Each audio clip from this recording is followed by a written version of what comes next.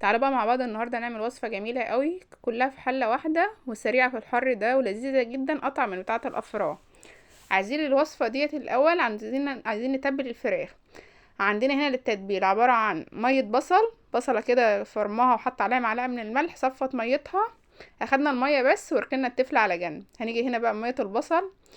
عندي البهارات هنا عباره عن معلقه من الثوم، معلقه من الكزبره، معلقه من الفلفل الاسود، معلقه من الكاري، ومعلقه كركم، ومعلقه جنزبيل مفرومه كده صغيره، ومعلقه من البابريكا. وعندنا هنا بقى عصره ليمونه ومعلقه من الخل. تمام كده. هنقلب التتبيله دي كلها في بعضها بقى كويس جدا.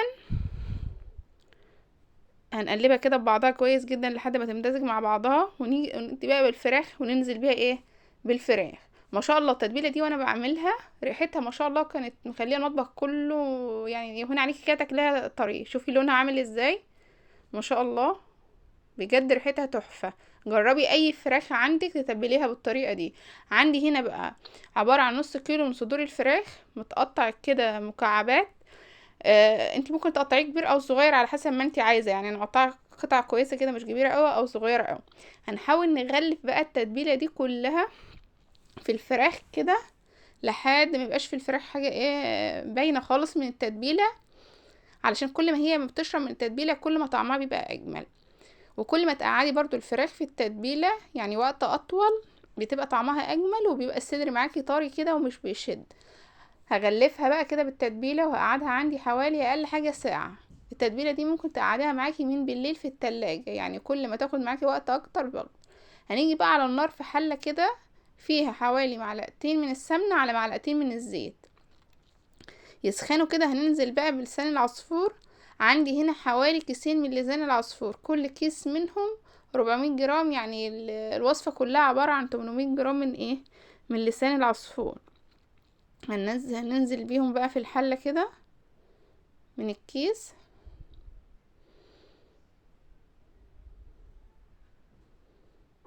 هنقلبهم بقى كويس كده لحد ما ياخدوا احنا عايزينه ياخد لون ذهبي كده. هنوطي عليه بقى عشان لسان العصفور بينحرق بسرعة، يعني لو انتي معليه النار هيتلسع منك ومش هتاخدي اللون الذهبي اللي انتي عايزاه. هنوطي عليهم شوية كده، وهنيجي على العين التانية كده في طاسة معانا فيها بقى بصلة مخرطينها كده جوليان. احنا هنا على النار هننزل بيها بشويه من الزيت، احنا مش عايزينها تحمر، احنا مجرد بس عايزينها تدبل كده وتسخن عشان لما ننزل بالفراخ المتبله معانا ما تنزلش ميه كتير، يعني بمعنى اصح كده نديها صدمه كده، تبقى البصله سخنه فتاخد صدمه فما تنزلش ميه، فبالتالي تبقى محتفظه بالطراوه بتاعتها كده. تمام كده. هي كده سخنت معانا اهي. هنيجي بقى بالفراخ اللي متبلينها. قلنا الفراخ دي قعدت معايا في التتبيله حوالي ساعتين كده او اكتر، يعني لو انت عندك وقت اكتر برضو وسيبتيها كل ما تسيبيها هتبقى اجمل. هنفردها بس كده ومش هقلبها خالص، انا مش عايزاها تنزل ميه خالص، انا عايزاها تغير لونها وهي من غير ما تنزل اي ميه ولا اي سوائل. هنسيبها كده لحد ما تتبل كويس كده في النار. هنيجي بقى في الناحيه التانية نبص على لسان العصفور كده، نديله كل شويه ما تنسهوش، يعني كل شويه كده ايدك فيه تقلبيه عشان لو انحرق منك هيتبوظ الوصفة ومش هينفع خالص، يعني هيمرر معاكي. تمام كده. هنيجي بقى عند الفراخ هنا كده نقلبها لحد ما لونها يتغير، تاخد اللون الفاتح كده تتشوح في البصل خالص.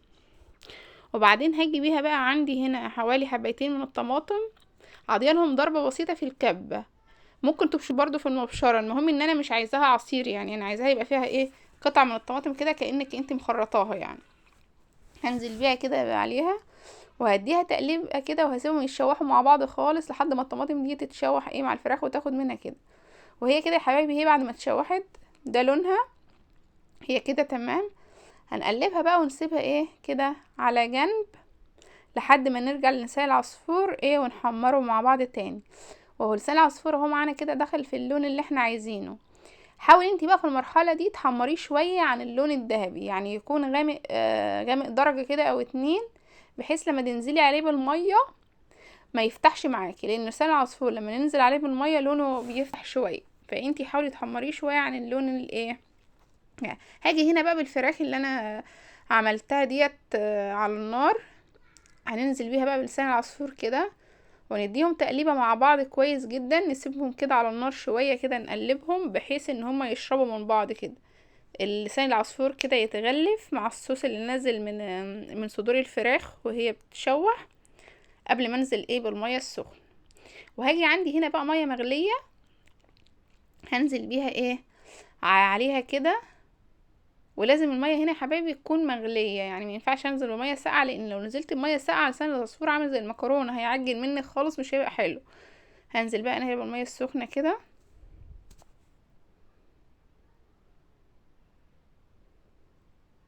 هديله تقليبة كده بقى،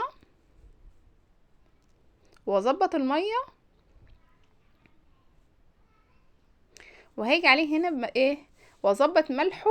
هنزل عليه ايه معلقة ملح كده، وهسيبه يتشرب المية ديت، وبعدين هنرجع نبص عليه كده.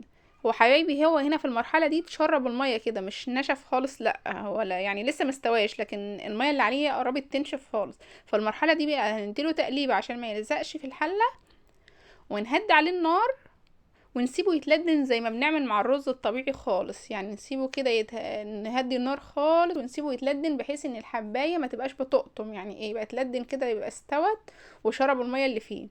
وهو هنا يا حبايبي اهو كده اتشرب الميه خالص، ما شاء الله. ما شاء الله. لو عجبتك بقى الوصفه لايك ومتابعه، بحبكم في الله.